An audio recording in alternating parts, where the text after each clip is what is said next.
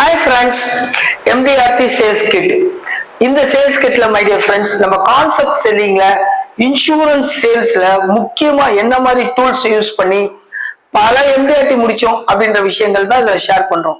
அதுல ஒரு விஷயம் என்னன்னு பாத்தீங்கன்னா பர்சன்டேஜ் வைஸ் செட்டில் பண்றீங்களா அப்படின்னு. அது என்ன பர்சன்டேஜ் வைஸ்? சி ஃப்ரெண்ட்ஸ், பொதுவாகவே சேவ் பண்ணா செட்டில்ட் ஆகலாம் அப்படின்னு சொல்லுவாங்க. சம்டைம்ஸ் அங்க கூட மிஸ்டேக் நடக்கிறதுக்கு வாய்ப்பு இருக்கு. நான் இப்போ உங்களுக்கு கேட்கிறேன் பாருங்களா ஒரு கொஸ்டின், சம்பாதிக்கிறவங்க செட்டில்ட் ஆகுறாங்களா?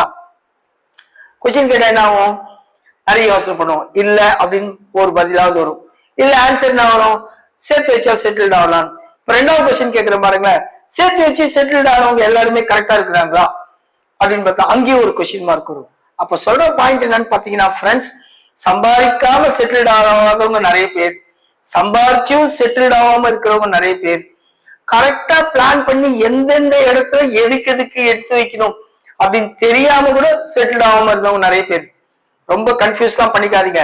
சிம்பிளா சொல்றது ஒண்ணுதான், லைஃபோட லைஃப் லைன்ல எந்தெந்த காலகட்டத்துக்கு எந்தெந்த பணம் வேணும் அப்படின்னு பிரிச்சு அந்தந்த காலகட்டத்துக்கு தேவையான பணத்தை பர்சன்டேஜ் வைஸ் எடுத்து வச்சா செட்டில்மெண்ட் ரொம்ப சூப்பரா இருக்கும்.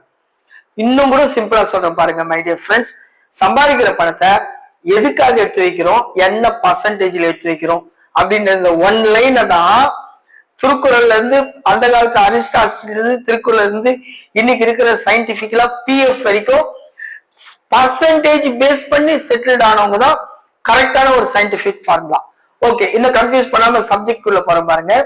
ஃபார் எக்ஸாம்பிள் நான் முதல்ல கேட்டபடி பர்சன்டேஜ் வைஸ் எங்கெங்க எதுக்கு எதுக்கு எடுத்து வைக்கணும். ஏன்னா சம்பாதிக்கிறத இப்போ ஃபார் எக்ஸாம்பிள் உங்களுக்கு ஒரு 1 lakh இன்கம் வருது. இந்த 1 lakh இன்கம் வந்த உடனே முதல்ல நம்ம என்ன நினைப்போம்? ஃபர்ஸ்ட் கார் வாங்கினோம்பா அப்படின்னு நினைப்பாங்க. இல்லைன்னா முதல்ல வீடு வாங்கினோம்பா அப்படின்னு நினைப்பாங்க. இல்லைன்னா கண்டிப்பா ஏதாவது ஒரு விதத்துல செலவு பண்ணணும். எதுக்கு ப்ரியாரிட்டின்றது அந்தந்த காலகட்டத்துல முக்கியமான விஷயங்களுக்கு ப்ரியாரிட்டி கொடுப்போம். ஆனா என்னுடைய லைஃப்ல மை டியர் ஃப்ரெண்ட்ஸ் கிட்டத்தட்ட 20,000 பேருக்கு மேல பார்த்திருக்கிறேன். இதுல நான் பார்த்த ஒரு விஷயம், சேர்க்கறதுனால ஒருத்தர் செட்டில்ட் ஆகுறதில்ல, எல்லா விஷயத்துக்கும் எடுத்து வைக்கிறதுனால தான் செட்டில்ட் ஆகிறோம். ஃபார் எக்ஸாம்பிள் லைஃப் லைன்ல என்னென்ன வேணும் அதுக்கு பிரிச்சு எடுத்து வச்சிடணும். இங்க பாருங்க மை டியர் ஃப்ரெண்ட்ஸ், இந்த சார்ட்டை நான் எல்லா இடத்துலயும் யூஸ் பண்ணுவேன். நம்பர் 1, ஃபர்ஸ்ட் நம்பர் 1 இங்க பாத்தீங்கன்னா இன்கம் அப்படின்றது உள்ள வரும். இன்கம் எக்ஸ்பென்ஸா போகும். இந்த எக்ஸ்பென்ஸ் ரெண்டு விதம் இருக்கு. ஒண்ணு ரிட்டர்ன் கூடிய வரக்கூடிய விஷயங்கள், இதெல்லாம் வந்து அசெட் அப்படின்னும். செலவு பண்ணா திரும்ப வராது, அதுக்கு பேர் எக்ஸ்பென்ஸ். செலவு பண்ணா திரும்ப வரும், அதுக்கு பேர் அசெட். அப்போ இன்கத்தை செலவு பண்ணா திரும்ப வராதுன்றது ஒண்ணும் பண்ண முடியாது. ஃபார் எக்ஸாம்பிள் வீட்டுக்கு கொடுக்குற வாடகை, டெய்லி நடக்கிற ப்ரொவிஷன்ஸ், பசங்களுக்கு ஒரு சில விஷயங்கள் செலவு திரும்ப வராது, அதெல்லாம் எக்ஸ்பென்ஸ். ஆனா ஒரு சில இடத்துல சேவ் பண்ணுவோம். ஃபார் எக்ஸாம்பிள் நான் RD போடுறேன், பேங்க்ல போடுறேன், போஸ்ட் ஆபீஸ்ல போடுறேன், மியூச்சுவல் ஃபண்ட் போடுறேன், வீடு வாங்கறதுக்கு EMI கட்டுறேன், நகை வாங்கறதுக்கு சீட்டு போடுறேன். அப்ப எதெல்லாம் பர்சன்டேஜ் வைஸ் திரும்ப வரணும் அப்படின்ற விஷயத்த கால்குலேட் பண்ணி செலவு பண்ணுங்க. இல்லைன்னா என்ன ஆகும், எங்கேயாவது ஒரு இடத்துல லாக் பண்ணிடும். இப்ப என்னுடைய ரீசெண்டா ஒரு ஃப்ரெண்டு, அவருடைய மாத வருமானம் 70,000 ரூபாய்.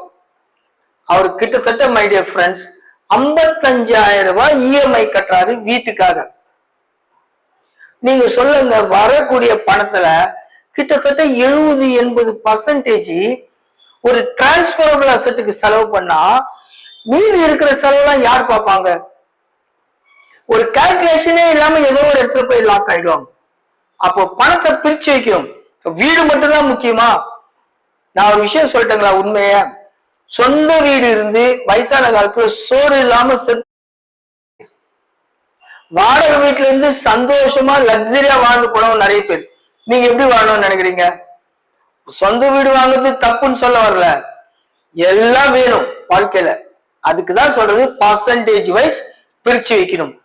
எந்தெந்த அசெட் கிளாஸ் என்னென்ன விஷயங்கள் அப்படின்னு கஸ்டமருக்கு எஜுகேட் பண்ணி நான் சொன்ன விஷயங்கள் எனக்கு என் பேரையும் நெக்ஸ்ட் லெவல் எடுத்துன்னு போச்சு, கஸ்டமரும் சூப்பரா செட்டில்ட் ஆனார். அப்ப என்னென்ன விஷயங்களுக்கு எவ்வளவு வரும்?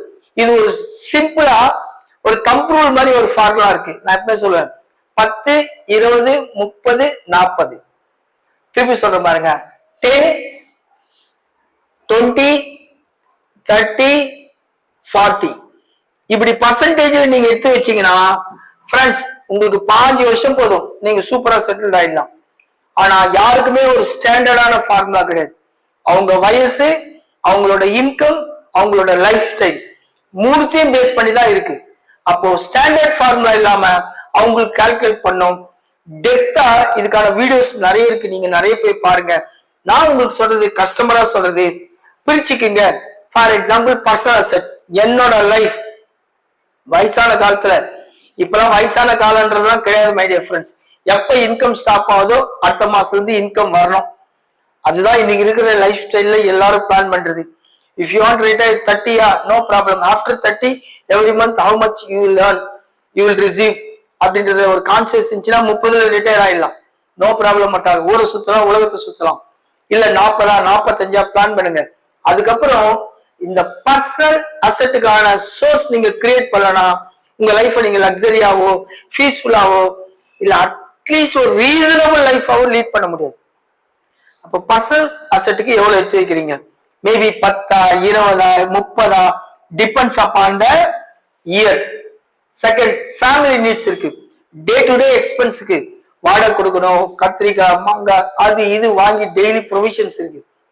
ஆனா ஃப்ரெண்ட்ஸ், இதுல நீங்க ஒரு கண்ட்ரோல் பண்ணலன்னா வாங்குறதெல்லாம் செலவும்.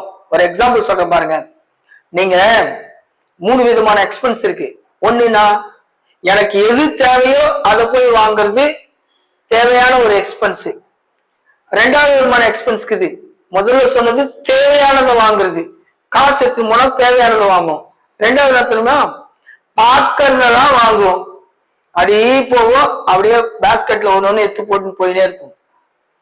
இந்த முதல்ல இருக்கிற ஆள் கூட சம்பாதிச்சு செட்டில் ஆயிடுறாங்க. ரெண்டாவது இருக்கிற ஆள் சம்பாதிச்சு செட்டிலே ஆகுறது இல்லை. மூணாவது இடத்துல எக்ஸ்பென்ஸ் தேவையில்லாம ஆசைக்கு வாங்குறது, உருவிடவே முடியாது. அப்போ ஃபேமிலிக்கு எக்ஸ்பென்ஸ் எவ்வளோ, லிக்விட் கேஷ் எவ்வளோ எடுத்து வச்சுக்கணும், எமர்ஜென்சிக்கு டிரான்ஸ்ஃபர் செட்டுனா அப்படின்னு கால்குலேட் பண்ணி அதுக்கப்புறம் நீங்க சேவ் பண்ணீங்கன்னா எல்லா காலகட்டத்திலையும் உங்களுக்கு நீங்க செட்டில்ட் ஆகிறதுக்கு இந்த பர்சன்டேஜ் ஹெல்ப் பண்ணும். ஸோ ஃப்ரெண்ட்ஸ், அப்ப ஃபேமிலி நீட்ஸ் செலவு போக சில்ட்ரன்ஸ் எஜுகேஷன்ஸ்க்கு எவ்வளோ, சைல்ட் மேரேஜ், பேரண்ட்ஸ் கேரு, இந்த மாதிரி நிறைய விஷயங்கள். அப்ப இதுக்கு எவ்வளவு பர்சன்டேஜ் எடுத்து வைக்கலாம்? லிக்விட் கேஷ் எவ்வளவு, எமர்ஜென்சி ஃபண்ட், இப்போ கோவிட் வந்தது, இப்ப ஈரான் ஈராக் வார் வந்தது, போன முறை வேற எத்தனையோ விஷயங்கள். எமர்ஜென்சி ஃபண்ட், உங்க வீட்டுல நீங்க கல்யாணம் சீர் செய்யணும், வேற ஏதாவது எமர்ஜென்சி சடங்கு இருக்கும். அப்போ ஒரு லிக்விட் கேஷ்க்கு எமர்ஜென்சி ஃபண்டுக்கு ஒரு 5% எடுத்து வைக்கலாம். கண்டிப்பா அந்த நேரத்துல தேவையில்லாத விஷயத்த வைக்கிற மாதிரி இருக்கும். அப்ப டிரான்ஸ்பரபிள் அசெட், வீடு வாங்கணும், கார் வாங்கணும், பஸ் வாங்கணும், இதெல்லாம் டிரான்ஸ்பரபிள் அசெட். மத்தவங்களுக்கு குத்துட்டு போகணும், வித்துட்டு வாழ முடியாது. என் கஸ்டமர் ஒருத்தர் 3 வீடு வாங்கினார்.